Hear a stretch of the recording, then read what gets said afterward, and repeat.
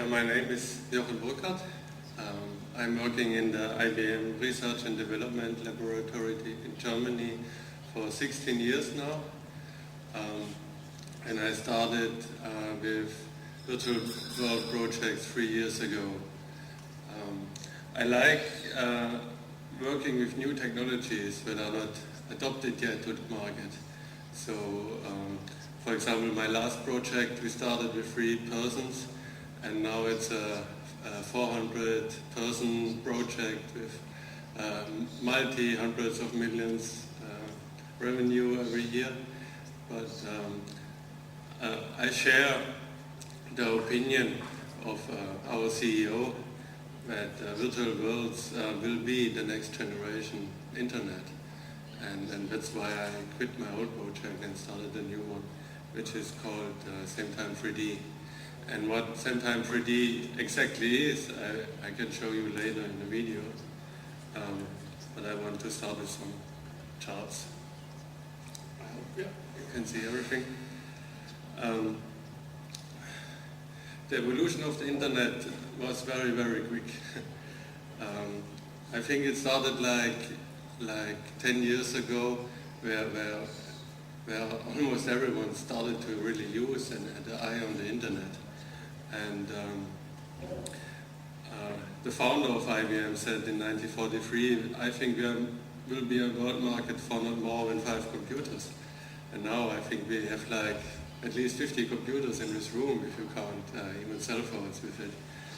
And the same thing happened like 10 years ago, where people said, I don't need the internet. Why should I buy things online? I want to see them. I want to hold them in my hands. For example, my father did that all the time, and he still has no computer. But nowadays he asks me to buy things at eBay or in the internet. So things change so rapidly, even more than we might think about. So I think 2 things will come together in the future. One is the massive multiplayer online games, and the other thing is the Web 2.0 application, which will be the next generation of internet that we can use. And I think the key factor to that is that it's so easy to use when what you do nowadays is a browser. You have a single program for everything, you have one browser, and you can access every content of the internet with that single program. And I think this is where we have to come, and then everything will start to take off after the hype. So the difference from 3D internet to 2D is that 3D visualization is more natural for people. They don't have to take the time to learn how the applications work. They can just sit there, see it, and they have an idea of what they see. So, and you're not alone. For example, if you're buying books at Amazon, you're alone in front of your computer. And maybe 100,000 people are buying books at the same time, but you cannot ask them, what do you recommend, for example. And the 3D internet will change that as well. So people can talk to each other, exchange themselves. And I think that's what the 3D internet makes it worthwhile. And it's a fact that users can do that to adopt the new technology.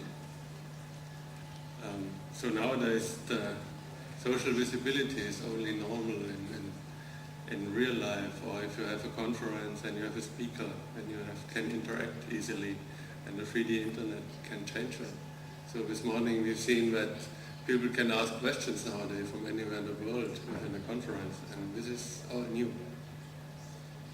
But there's a lot of work we have to do, and the work is that we have to convert different technologies to a single cloud of technology. For example, if you have 3D architecture and building models, you want to import them in a virtual world. This is very important, because otherwise you have to spend double the money one time for your architect to build it, and another time for maybe a student or an intern to rebuild the same thing in a virtual world. And also, if you have engineering models, for example, for machines or so, nowadays you always have to rebuild it. And this is not very attractive for the potential customers. And you have 3D games and virtual worlds, which are now World of Warcraft and Second Life, for example. And the technology should convert to one technology. It can be multiple providers for everything, but you need clear interfaces where everyone can implement the interfaces. For example, if you have a web browser and many web sites, it's one interface, it's HTML, CSS, JavaScript, and the browser can use it. And we need a similar thing for virtual worlds or for 3D games as well. And there's another corner, the 3D real-world visualizations, for example, like Google Earth. So when you rebuild a city or a factory plant, and only some buildings are of interest for you. For example, you can import the rest of the data from Google Earth or another provider so that everything looks complete and real to you. So this is where we have to work in the future. And there's the different topics we have to cover. One is mirrored reality. This is you rebuild something that exists in a real world, in a virtual world. So you can see the information that is there, you can watch its status change, or you can, for example, teach persons about how to use it. If you have a nuclear plant, for example, you can only be 15 minutes within the center of the nuclear plant. So virtual worlds can be a good thing to learn how it looks like in that area, or you can even practice some tasks before you really go inside and the clock is ticking for the 15 minutes. Another thing is augmented reality. For example, we've seen applications where you can use your mobile phone in a city and you point the camera at a building and you get all information about that building. And this is like the same kind of technology or the same direction of technology, and everything has to come together, in my opinion. And we have alternate reality, things that have nothing in common with the real world or real virtual reality. And it's important, what are the consumers, the users of your technology? There are these in-house 3D applications. For example, if you have a lot of meetings with your colleagues in a distributed team, you want the meeting server within your company intranet, because otherwise information could leak outside your corporation, and that is nothing someone wants in that application. And there's a public 3D application from a company where clients or customers can access the data or the offerings of a company. And of course, there are multiple companies on a virtual space run by a specific provider, for example, what we have with Second Life now, where every company or every end user can build things and everyone can consume it. And these are all three different applications that are needed in the future. And another thing is that occurs to me all the time is that you cannot treat the different generations the same time, the same way. For example, the very young people, the students now, they grew up with all the technology and they know how to use it and they use it. And for example, blogging, Twittering, this is what mostly younger people are using, because they don't feel so much giving up the privacy as the more older people do. And my age, for example, likes to use emails a lot, but email is not anymore of a good media for the younger people. They like blogging, Twittering, so everyone is informed at once.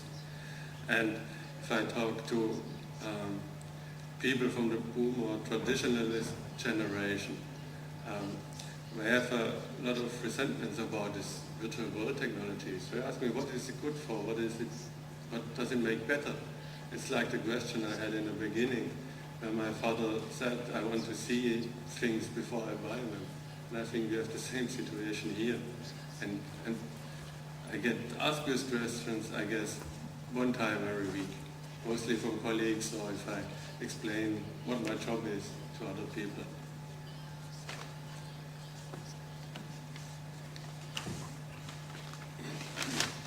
And the new generation Y likes that the team together decides things.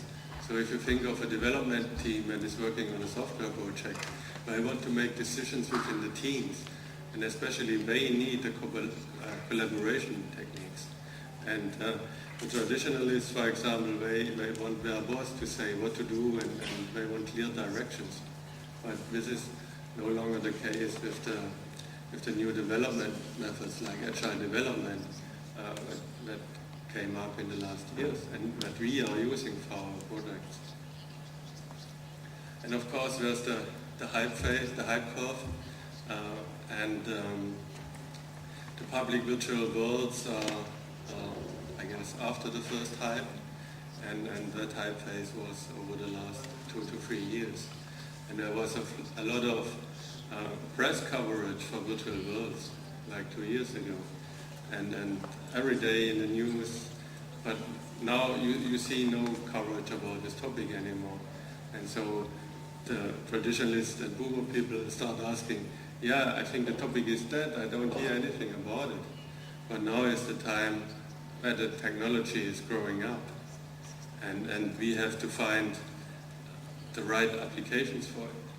And I think the phase right now is mostly about finding applications for it. So customers will buy this technology, and it's interesting for companies to build products if it and make money out of it. But one application that is very clear is conferencing or learning environments, and that's why we chose that for one product that I will explain later in more detail. And augmented reality is mentioned a lot with the students. We like to work on augmented reality projects. So whenever we have a project like that where students can work on, we get so much students all the time for this kind of projects. And the video telepresence applications are a bit after the top of their life cycle. But if you watch the analyst statements, they still say a lot of positive things about virtual worlds. And they all say that the virtual world business is growing a lot in the future. I will have some more statements about this with more details. But here, for example, Forrester says that they expect a lot of growth within the next 12 months. Or Gartner said that due to the crisis we have now in the industry, companies still invest a lot in virtual world technologies because they see the future in it. And company news we had in the last year, I say, it's like Sony launches PlayStation Home, which contains another virtual world, and they have the advantage that they know the hardware the customer is using. So they can have perfect images and maybe a better experience than virtual worlds that have to run on an average computer. This is always a trade-off, and the graphics is not so appealing. But this will also improve over time, and the PCs get better. And another interesting thing is Google Earth updates 3D New York, and they can now these days the whole world with their cars. And yeah, I think this is also an important part, as I mentioned earlier, to build complete maps. So if you have a city and someone is interested to represent his company with details in virtual world, he can do it, and the rest of the city is, you can look at it, but don't use it or don't enter it. And in January this year, IBM announced the 3D virtual collaboration for Lotus, same time as the messaging platform. This is the project where I'm the lead of. We are developing a platform that is abstracting virtual worlds from backend applications. So this morning we heard that you don't know who you're talking to right now, for example, if you use Second Life, because the people can enroll with any name, and this is not acceptable for a virtual world that exists in your intranet. So we are building a layer where a virtual world can use the copyright directory to authenticate avatars against, so you know if the name is used here.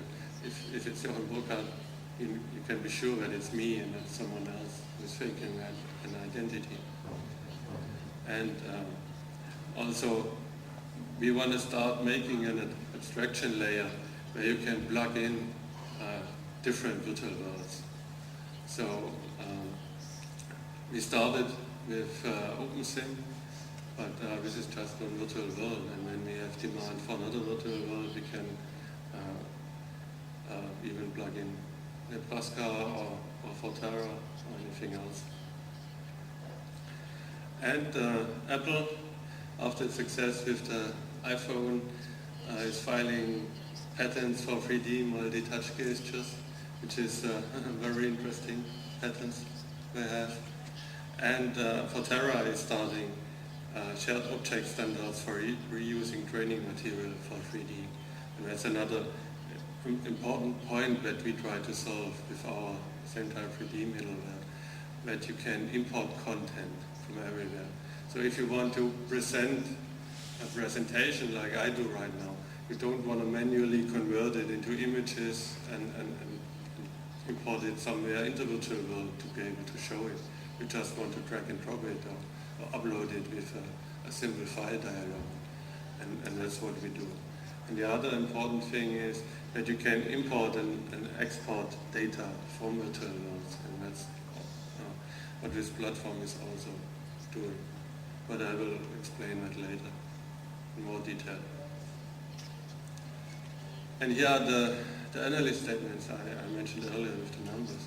Gartner says by 2012 more than 70% of organizations will use intraverse private virtual worlds to support internal collaboration and social interaction. As I'm sitting here right now, I think that number is a bit high, but as we see, as it worked out with the regular internet, it was so fast, I think no one did imagine that it can be so fast. And Forrester even says that within 5 years the 3D internet will be as important for work as the web is today. But of course we need more integration and more applications for that to make it happen.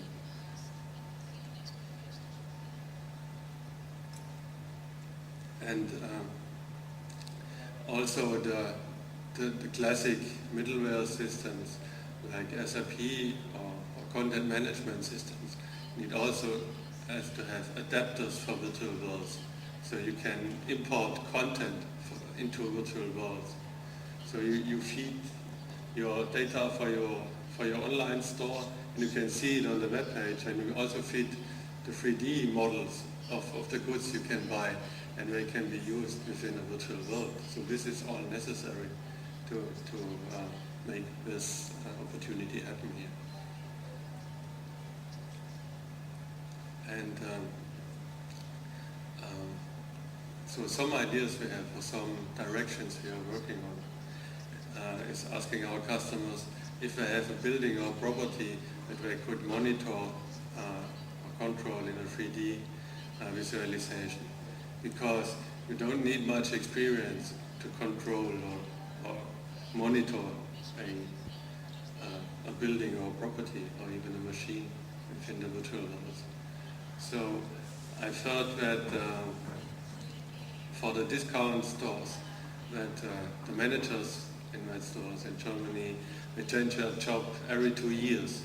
So for example, it would be a good application for them to use the 3D representation of the shop to show if there's an alert, for example, if a fridge is not working anymore. Because if I see a number, it's fridge 305, and we plug off the wrong fridge, we have a couple of thousands euro lost in goods.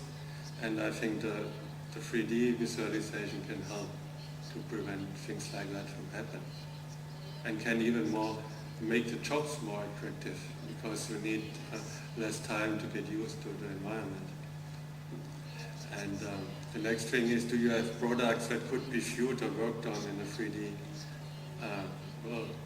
And we have a customer that is a large car manufacturer, and they have multiple sites, for example in Germany and in the US. And when they collaborate on a design or on a construction, they have special rooms with monitors as large as the walls, and they can really interact on the parts of the new car, and they can do a design in such an environment. But the disadvantage is, as of right now, such a room costs millions of dollars, even $500,000 to have that. And virtual worlds that you can use with your regular desktop can help doing that with the equipment you already have, maybe in a smaller scale, or new applications for this can evolve. And another question is, could parts of your existing business be represented in a virtual world? Yeah, of course. Like Nike, I know Adidas was the German shoe manufacturer.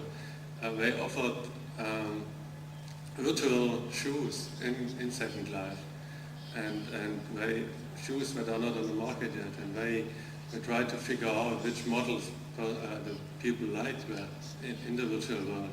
And after they figured out which one they liked, they built the real ones after that. So it's a new application that you haven't had before virtual worlds. And would you reach new customer segments this way?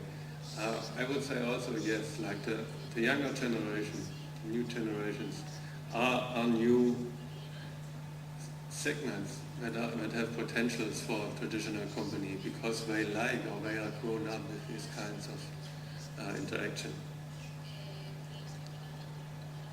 And the best news for me was that our boss, the IBM CEO, is supporting virtual worlds, and he's supporting it since 2007, and he's still funding virtual worlds projects even in these days of the crisis. And we still think that virtual worlds are the next generation internet. And IBM's experience and involvement is, we have a corporate directory where every IBMer is listed, and you can also enter your virtual world name, or you can express your interest. And 5,900 IBMers so far has entered their virtual world name and expressed therefore their interest in virtual worlds. And this is really a lot. And we also want to support multiple platforms. We don't want to choose one platform, we want to support every platform that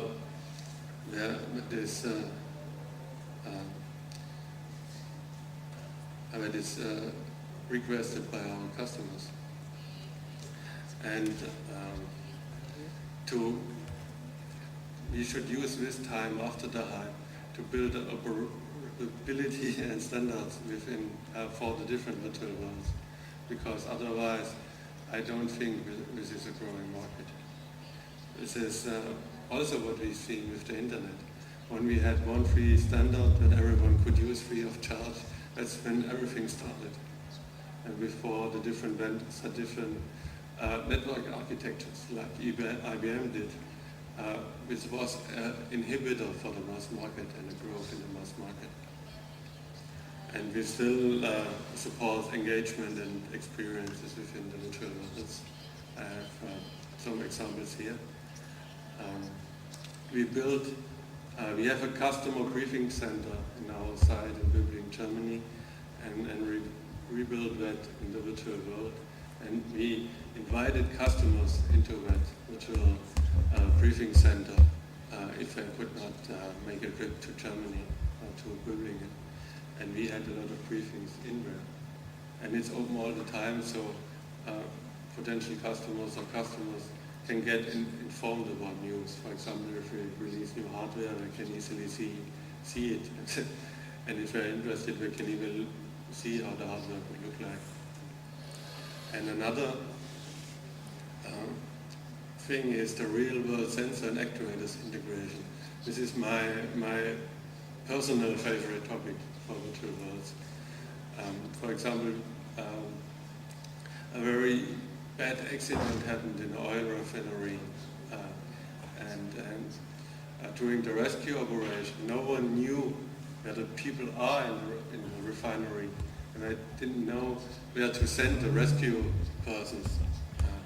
So this company came to us and asked us for a solution for us, and now every employee in this refinery has to wear an RFID tag, and this means that we know by 10 centimeters where every employee is within that refinery, in that dangerous area. And whenever, I hope that nothing happens, but when something happens, you know where to send the rescue workers. And if we can do rehearsals, we can simulate a fire alarm and see where people go. And with this data, for example, we can see that too many people are going through that door and we have to make it larger, for example. And virtual world is a good means of displaying that data. So you can even replay the emergency situation later on and do a better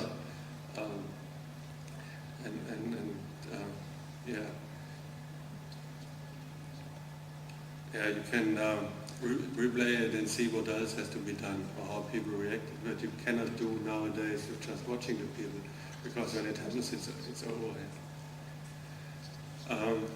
And we also built an IBM Business Center in Second Life, where we hosted special events for customers. And we had a lot of internal and external meetings.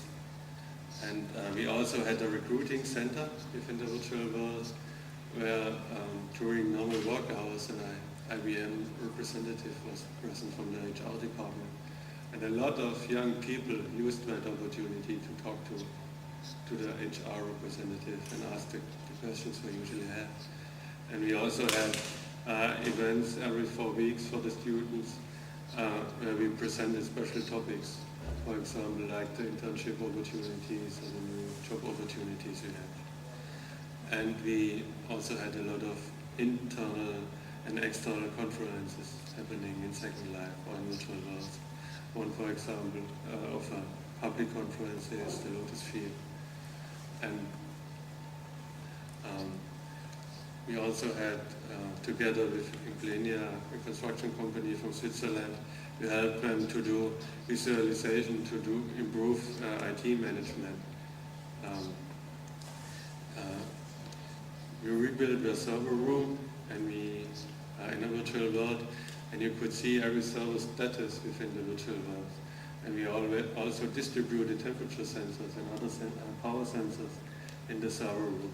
So then we could use the virtual world to visualize the climate and the status of the servers in that room easily, and in a way that everyone could understand by seeing it easily.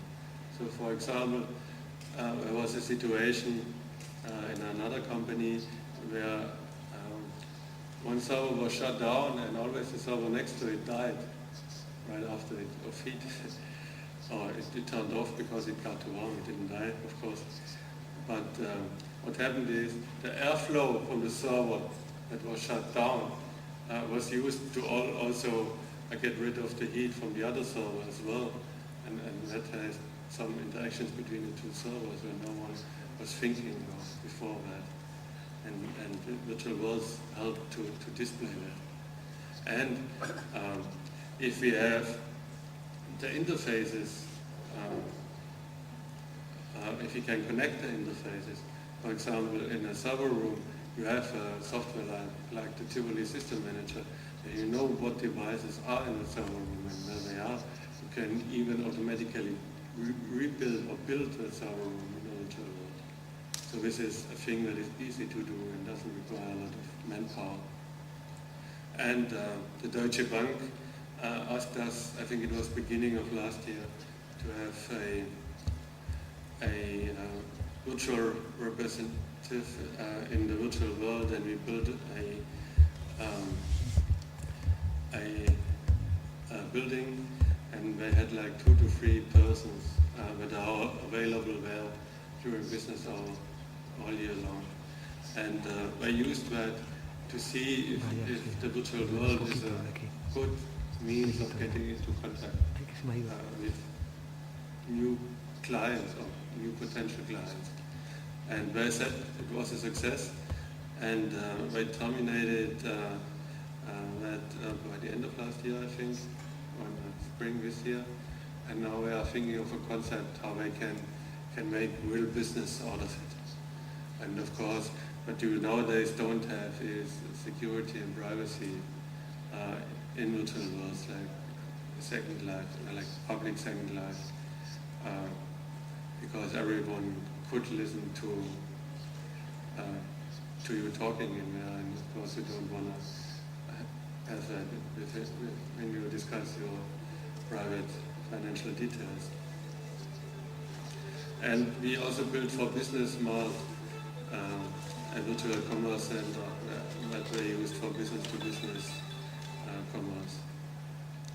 And we also built Circuit City and Sears representation in the virtual world, where we tried business to customer commerce. But if you want to buy something there, for example an iPod or CD player or something else, you still got redirected to a web browser interface where you can really buy it, because yet we don't have the means of security in the virtual world to do a transaction with a real and reasonable amount of money.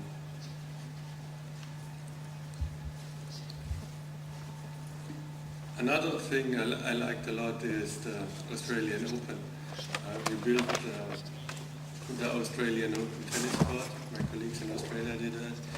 And they picked a match and recorded every move of the balls and the players, and you could replay that. So what you could do is you could walk with your avatar in the stadium and see how the match looks like from a player's perspective. And this was very, very amazing, and it really felt a bit like being there. And it was a much more rich experience like what you see in a TV. So what you also can think of is if you have a PlayStation and if there's a Formula One race, you could even feed the position data and the speed of the cars within a virtual world, within your PlayStation, and you could race against the real race drivers. I think this is something that we might have in a couple of years. But I think people would be willing to buy for that, because it's a much more intense experience than just watching it on TV or pay TV. Yeah, and we had companies like Manpower that want to extend recruiting reach in virtual worlds, and a lot of not only Aviva and other insurance companies see the virtual worlds as a mean to connect with agents and clients, and we got a lot of requests from them. So we split business applications of 3D Internet in 4 areas. One is marketing and commerce, collaboration and events, education and training, complex system and process management. So marketing was the thing that was mostly used during the hype cycle of Second Life. Every company suddenly built a virtual representation in Second Life. But only the representations that have been updated with new content are the ones that are frequently used. But often as like personal homepages, regular personal homepages, you build it one time and then it's the same for 3 years. And it's not attractive for anyone to come back.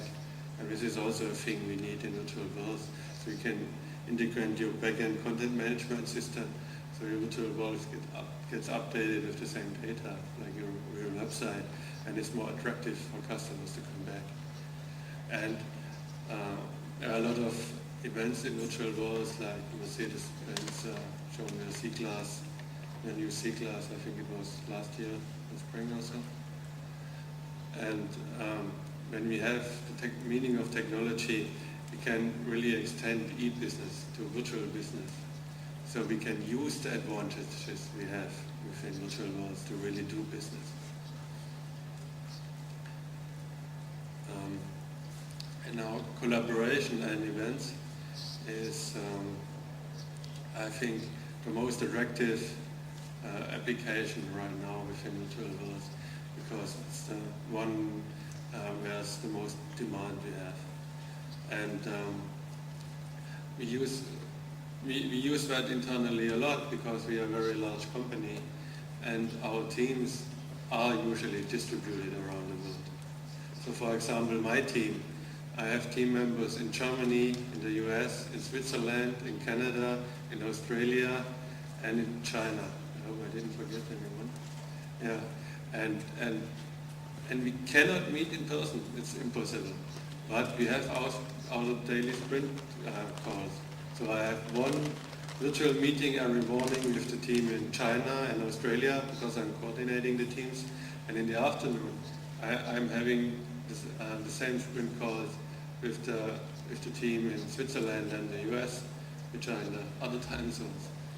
And in the past, we had phone calls to fulfill that. But the problem with phone calls is only one person is sharing his virtual desktop and can take notes. And it's not that you really collaborate. Everyone can talk, of course, on the phone, but it really makes a difference if everyone can interact. I will show you an example in a couple of seconds in a video. Yeah, so this is the same time 3D application. So what my team is working on, and the photos here are old, but I will show you a video with the new content. As I said earlier, we build a platform for 3D applications, and you cannot sell a platform with nothing on it. So the first thing we did was to build a collaboration platform. And the collaboration platform is what you can see as of right now, or use as of right now from our project. And to get the other people, not only Generation X and Y, also the older people, to use this, you have to integrate it in applications that exist as of right now.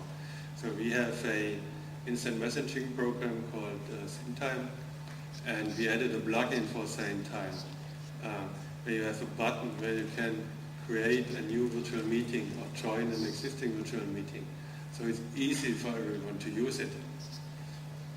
And what happens when you create a new virtual meeting is a new island is created and populated with the type of meeting you chose earlier. So as of right now, we have two different types. One is boardroom, collaboration space, and a theater, depending on what you do. So for this audience, a theater would be good. One person is presenting and many persons can listen, and we have a lot of video and presentation screens. But mostly we use the collaboration space, so people can interact and use the benefits we have in virtual worlds. So I want to show a video now. Does this look like? Do we have audio?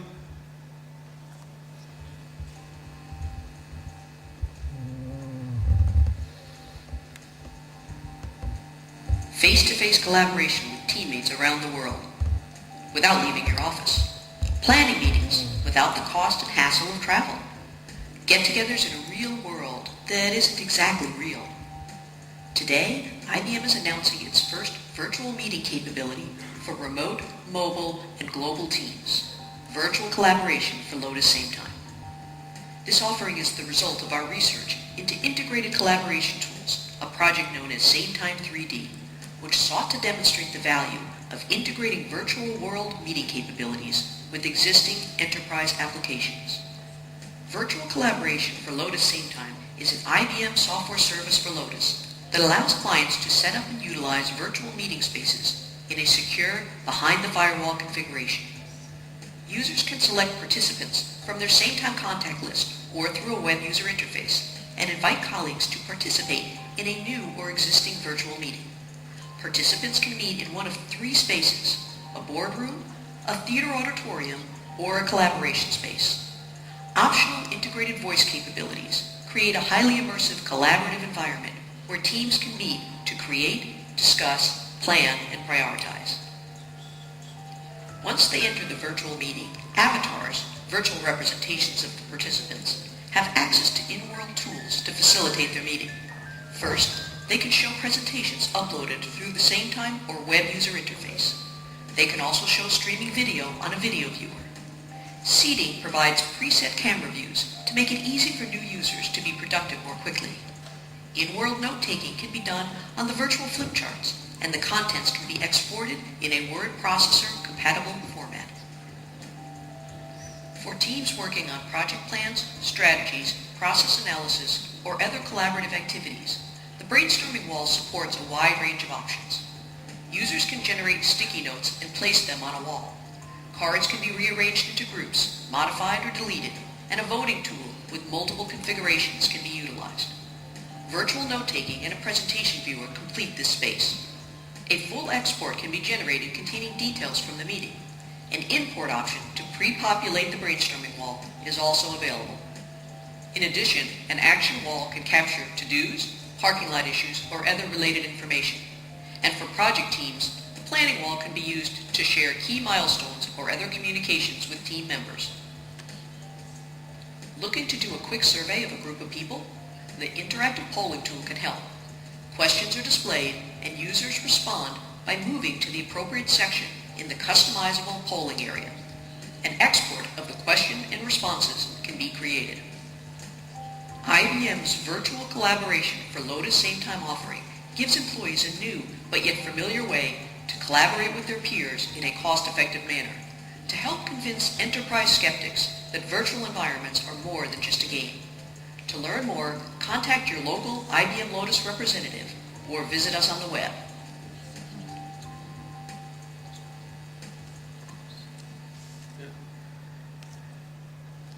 Okay. Yeah, so this is our new product that we officially announced yesterday. And my team and myself are always using this brainstorming area. So you can have the sticky notes and everyone can generate independently content for the virtual world. And then we can start a discussion and sort out the different items we have. So we can prioritize on the things you want to develop in the next phase. So, and we got a lot of interest for this because most projects need the same set of tools. And we had, over the last couple of months, we had some test customers who tried this and gave us additional ideas, for example, the calendaring. And we added that to our templates. So, but what you see here is a template. So if you want to customize it for your company, you can add new things that maybe fit into your company and save that as a new template. So that you have really the freedom to do that. And everyone in your company, if he was given the access rights to it, he can easily create a new virtual world, and it's created in a couple of minutes.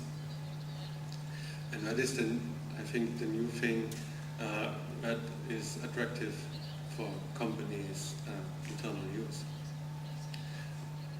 And my team is distributed all over the world. And the reason for that, the main reason for that is it consists of volunteers who have strong interest in the virtual world. And they volunteered to work in such a project. And when IBM said, I have this and this and these volunteers, and they all want to work together, and they let us do it. And this is the new thing, how business could work, like, at least for large companies that have different sides. And the big advantage over video conferencing is, for video conferencing, you have to book a video conferencing room in advance. And you cannot just click a button and you're within the virtual meeting. And this is why the video conferencing, at least in our location, are rarely used. And we can make a difference here. One thing where we used Nebraska, the Second Life Behind the Firewall, was the IBM Academy of Technology. The IBM Academy of Technology are our top technical experts within the company, and they have a yearly meeting where they discuss the newest trend in technology and inform each other about the newest trends in technology. But last year the travel budget was cut down for this, so we started to do that in a virtual world, and we used Nebraska for it. And I think it was a great success, not only because we've seen that it's possible to do such a large event in a virtual world, also because people who are not part of the Academy of Technology could attend the sessions, which was not possible before because you won't get the money for the trip. There have been keynotes in the main theaters and 2 concurrent tracks of breakout sessions. And the breakout sessions were overcrowded during that time. And you've seen the different skills of the presenters to adapt to the virtual worlds. So in the right upper picture here, you can see there's one presentation, the current slide in the middle, but you see all the slides around in that room. And that really helps for the people who attend, because if you just arrive or you want to read it again because you didn't get it when the presenter told it to you, you can go to the slide and see it again. And at least for me, I gain more of this new way of presenting things in here. And there have been a lot of interactive demos and tours within the virtual world, where our virtual world experts try to demonstrate the things that they built to our colleagues. And for example, one colleague built a server farm, and we could walk through and see everything, and he could really explain the different servers and what products are new and in that area. And it was very impressive, because normally we don't see this kind of technology easily. And there had been a lot of socials and networking sessions where you could meet people and talk to people. Even some distinguished engineers that you would normally not have the chance to talk to. And the main information area was a wiki, where all the information for the different sessions has been listed. And of course we had trouble at the time with too many people attending, and the system was unstable. But this is normal to the time everything has to mature, the whole technology. And what I've heard by the end of last year from my company that is doing that offers learning classes is that by beginning of the crisis they had about 60% of cancellation of their classes, and that could ruin such a company. And this is another good application of 3D Internet, because you still have the interaction with the teacher and with the other persons attending the same class, but you don't have to spend the money for the trips. And I really say, if you can have a trip and go there, it's probably better than doing it in a virtual world. But in the future, it's even less money can be spent for trips, and we see it, in our company as well as in others.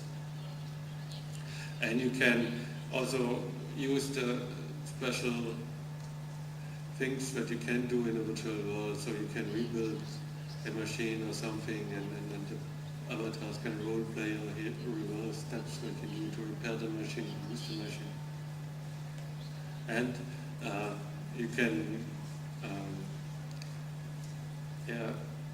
chat to the other persons that are attending the classes. So what we've seen in virtual conferences is that people give you feedback. I couldn't read the screen here, but in formal conferences I've seen where the users of the virtual world said, yeah, this is boring, blah, blah, blah. And this is feedback you normally don't get during a traditional conference. And within virtual world, people don't hesitate to do and give that kind of feedback. I don't know, maybe I did here as well.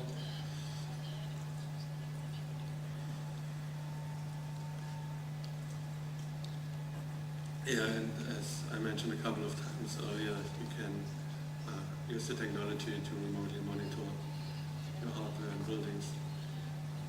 And the vision for the future is we need standards and interoperability. Without that, the whole market can't grow up. This is seen what we could have, or we saw that many times in the past, and we will see that in that area as well. So I really can ask every company or everyone to use open standards. And we need to interconnect the virtual worlds. So for example, we did successfully teleporting from Second Life into OpenSim, and maybe in the future we can even do teleporting into other virtual worlds. And if we can use a regular browser as a user interface, or maybe an enhanced 3D-able browser for that, and you can easily jump to different virtual worlds. For example, if that company is in this world, and when you want to watch a new car from that company in another virtual world, you can just jump on it. This is necessary to get the buy-in from the persons who want to do it. And of course, we need faster computers and improved graphics to make it more appealing. And we also need more bandwidth, of course, to do it. Yeah, and as of right now, we are in the deep experiences phase, where we have 3D visuals, and we start to collaborate and educate. And in the future, I think the next things that will show up are the low-cost, high-quality simulation and the immersive interfaces and devices. So maybe in 5 years you can use your iPhone 6G to really enter the virtual world and use augmented reality when you're on a trip, or talk to your friend or collaborate with your colleagues within a virtual world. Maybe it's possible in the time frame that we see now with normal, regular computers.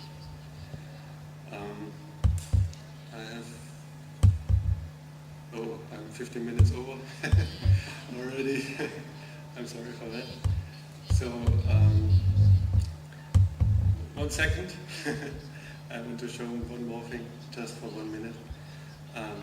As I said, my personal favorite topic is connecting sensor data. So I rebuilt my private house in the virtual world.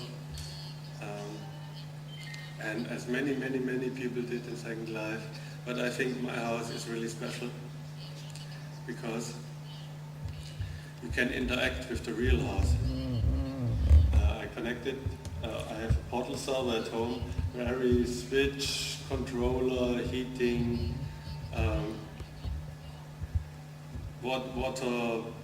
watering the plants, I can do everything from within the virtual world now. So if I go here, I see right now in the kitchen it's 22.32 degrees Celsius, and in the winter, right before I go home, I can click on the heating. And in the summer it has no effect, of course. But in the winter I can turn on the heating effect, and by the time I'm home, it's warm already. Or I can turn on the light, every light in the house I can turn on and off and see the status within the virtual world. I can lower the shutters here, and everything is replicated within the virtual world. And I can use the virtual world here to show people around and show the technology.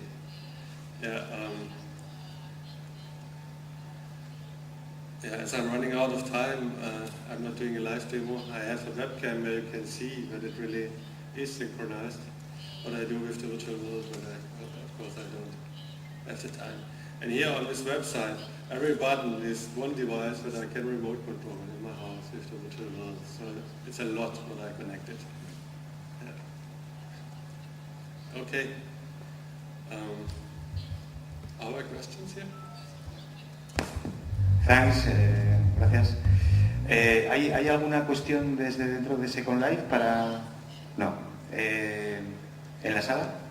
Bueno, yo tengo una, si puedo, ya por educación, entonces soy el primero. ¿Tiene pensado IBM en esos desarrollos de realidad de intranets en 3D para empresas, el posibilitar la entrada de otros avatares, de otros servidores que no tengan nada que ver con el entorno de SEIM 3D? Es decir, yo tengo mi empresa desarrollada en OpenSIM y mi avatar, ¿tiene IBM pensado que mi avatar puede entrar en el SEIM 3D?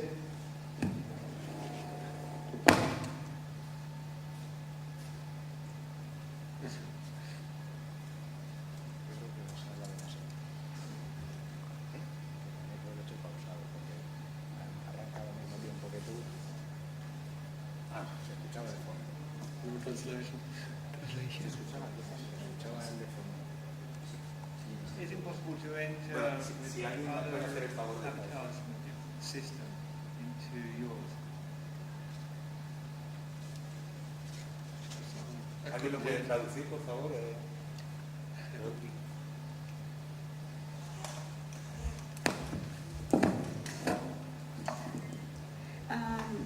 He's asking if his company has his own avatar, and if he could get into the avatar of IBM, although they are probably nowadays not in the same system, if at some point they will meet.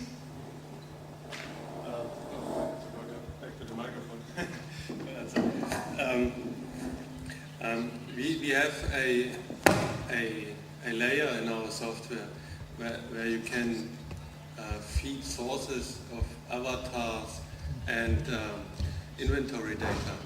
So one source is our corporate directory, so we know it's an IBM who logged in if you use it internally, but we could also connect your avatar, source of avatar data and inventory, and we could adopt it and transfer it to the virtual world that you are using. So it's really important to be able to do that, to between grids transfer this data. Or for example, in the future it could be possible we use your OpenID account to log you in or share your inventory data. We are prepared for that.